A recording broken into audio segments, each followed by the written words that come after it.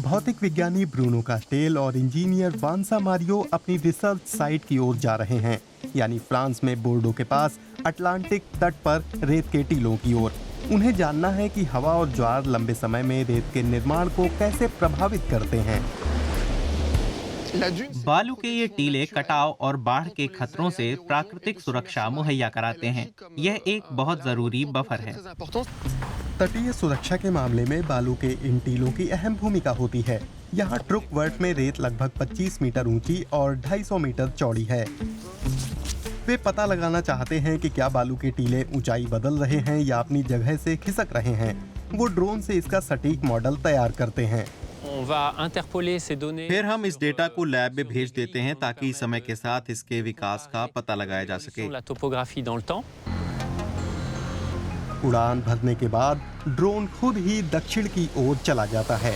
वांसा Mario ने drone को इसी तरह प्रोग्राम किया है। इसका लक्ष्य 4 किलोमीटर के टेस्ट एरिया की एक एक जानकारी को छानना है। ड्रोन एक तय रूट पर उड़ते हुए हर 2 सेकंड में एक HD फोटो लेता है। पूरी प्रक्रिया पर एक टैबलेट के जरिए नजर रखी जाती है। इस रूट में 8 पाथ शामिल हैं और इस तरह ये पूरे रेतीले टीले वाले इलाके के अलग अलग हिस्सों को कवर करता है। पानी के बिल्कुल बगल वाले रेतीले टीलों पर भूमि कटाव का सबसे ज्यादा खतरा है। ये एक तेजी से बदलने वाला हिस्सा है। दक्षिणी छोर पर रेतीले टीलों के पीछे जंगल है जो बिल्कुल सुरक्षित जगह पर है।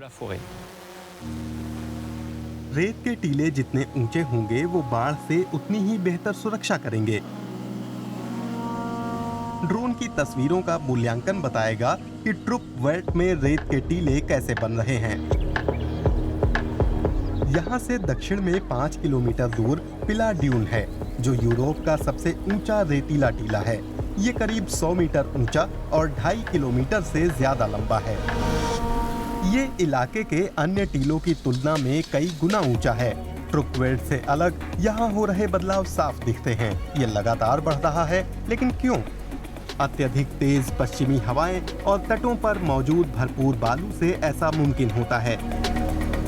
इस कभी ना खत्म होने वाले भंडार से हवा बालू को उड़ाकर तट की ओर ले जाती है, जहां ये टीले के पीछे जमा होती जाती है। इसमें चीड़ का जंगल धंसता जाता है। एक ओर तो ये विशाल रेतीले टीले अपनी ऊंचाई के कारण तट को सुरक्षित रखते हैं, लेकिन साथ ही बढ़ती रेत से उसके पीछे की जमीन को कई खतरे पैदा होते हैं। ये विडंबना है। अगर ये तटीय बालू के टीले तेजी से खिसके तो जमीनी इलाकों तक आ सकते हैं और फिर ये सड़कों, मूलभूत ढांचों और घरों को भी निगल सकते हैं। यानी अगर ये अव्यवस्थित रहे या नियंत्रण से बाहर हुए तो खतरा बन सकते हैं। पिला ड्यून उत्तरी तलहटी में न सिर्फ जंगलों बल्कि घरों और सड़कों के लिए भी खतरा बन रहा है। इसलिए इसके खिसकने की प्रक्रिया पर लगातार नजर रखी जा रही है। रेत के टीले मापने की जिम्मेदारी कोस्टल कंजर्वेटरी की है। क्लेयर कॉन्टा अपनी टीम को बालू खिसकने की दिशा के बारे में समझाने निकली हैं। इनका पूर्व की ओर खिसकना स्पष्ट तौर पर देखा जा सकता है। 5-10 मीटर केंद्रीय इलाके की ओर और 25-50 मीटर उत्तर की ओर। ये वो इलाके हैं जो बहुत ज्यादा खिसके हैं। अन्य इलाके पश्चिम की ओर खिसके हैं। कुछ साल पहले कोस्टल कंजर्वेटरी ने बालू के टीलों की गति को बदलने की कोशिश की थी। इस विफल प्रयास के अवशेष अब भी ऊपर से देखे जा सकते हैं। टीले पर कुछ हिस्से पर पेड़ लगाकर इसकी गति को नियंत्रित करने की कोशिश की गई थी। ऐसा इसे रोकने के लिए किया गया था, लेकिन यह ज्यादा दिन नहीं चल सका। जाहिर है यह टीला बहुत ऊंचा है, इसलिए अब हम दखल देने की कोशिश नहीं करते। टीला के उलट ट्रुकवर्ट के टीले की ऊंचाई नहीं बढ़ रही है। तट अब तो सुरक्षित है, लेकिन जलवायु परिवर्तन को देखते हुए ये सुरक्षा कब तक रहेगी? समुद्र का जल स्तर करीब 1 मीटर बढ़ सकता है। तब बालू के टीलों की अहम भूमिका होगी, बल्कि वे इस बढ़त के हिसाब से खुद को ढाल लेंगे।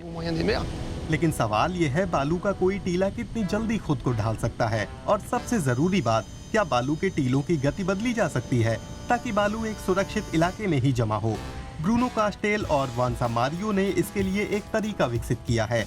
उन्होंने टेस्ट वाले इलाके के नजदीक बालू के 4 टीलों में 4 अलग-अलग जगहों पर सुरंगें खोद दी हैं ताकि रेत को समुद्र से टीले के मुख्य शिखर तक ले जाया जा सके। साल 2018 में बड़े पहियों वाले लोडर के जरिए इन्हें खोदा गया था और उनमें से ये एक है जो 3 साल बाद अब ऐसा दिखता है।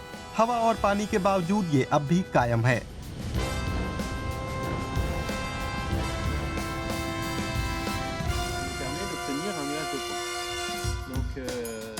दोनों ही वैज्ञानिक अब समझ सकते हैं कि ये रेत किस तरह यहाँ जमा हुई। ड्रोन की HD तस्वीरें हर बारीक बदलाव दिखाती हैं। शुरुआती मूल्यांकन उम्मीद जगाता है। हमारे पास एक 3D मॉडल है जिसमें लाल रंग वाले इलाके में जमाव हुआ है और नीले रंग वाले इलाके में कटाव हुआ है, और हम यहाँ देख सकते हैं कि रेत के टीले के किनारों का कटाव हुआ है। हालांकि रेत के टीले का मुख्य हिस्सा अब भी बढ़ रहा है। इसकी रेत में काफी बढ़ोतरी हुई है।